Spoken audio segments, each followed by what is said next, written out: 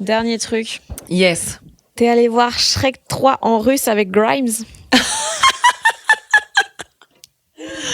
Wow, t'as fait des recherches?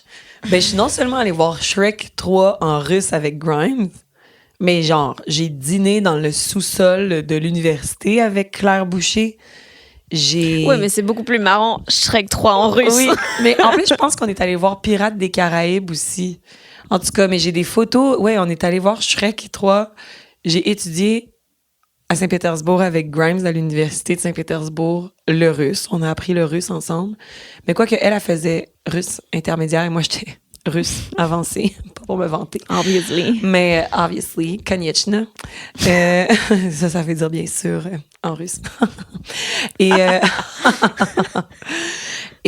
ouais, c'est trop drôle parce que je me rappelle, tu sais, c'était Claire, là, pour moi, elle s'appelle Claire, puis c'est Claire Boucher, puis c'était une fille de Vancouver qui était à McGill puis qui étudiait le russe avec moi.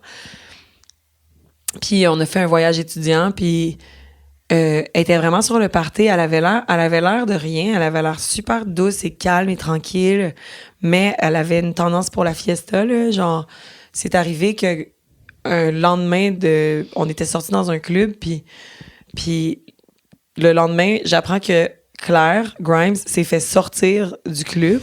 Mais il faut le faire, là, se faire sortir d'un club en Russie, là, je veux dire, c'est comme... C'était quelque chose. Moi, j'y croyais pas parce que dans ma tête, Claire Boucher, c'était la fille tranquille qui parle pas trop fort, qui est un peu timide, tu sais.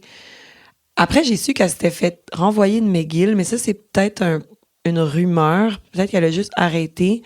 Puis qu'elle commençait à faire de la musique électro, tu sais, elle faisait... En tout cas, elle était vraiment quelqu'un de mystérieux. Sauf que moi, je veux dire, dans ma tête, c'était Claire Boucher, la fille timide qui porte de grandes jupes puis qui a 2 tresses, genre... Tu sais, c'était comme pas clair qu'elle allait devenir une grande star de la musique électronique sur la planète Terre, jusqu'à ce que, genre, 6-7 ans après l'université, je la vois sur Jimmy Fallon. Puis j'étais comme, Claire? Puis après ça, des années plus tard, mariée à Elon Musk, je suis genre, Claire? Que sont-ils devenus? Oui. Oh, wait. Que sont-ils devenus? Mais c'est drôle parce que quand je raconte ça, tu sais, il y avait aussi une fille qui s'appelle Catherine Dorion dans ce voyage-là. Puis Catherine Dorion, elle est devenue une députée de Québec solidaire au Québec. Là. Elle est devenue très connue là, pour Québec solidaire, un parti du gouvernement québécois, tu sais. Puis, fait que c'est trop drôle dans la psyché québécoise d'imaginer que Grimes, Virginie Fortin et Catherine Dorion sont sur un bateau, là, parce que c'est arrivé, là, je veux dire. On a fait une croisière sur les petites rivières de Saint-Pétersbourg. Tu sais, c'est trop drôle. Je suis allée voir Shrek 3 avec Grimes dans un cinéma qui était un cinéma VIP. On n'avait pas ça chez nous, là. Tu sais, t'as genre ton fauteuil à toi, puis t'as un téléphone pour commander le popcorn puis les boissons.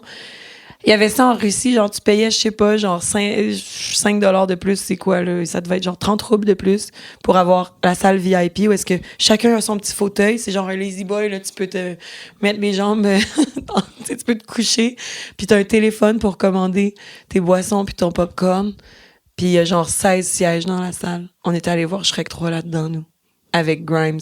Je pense que j'ai même fait du stop avec Grimes en Russie aussi.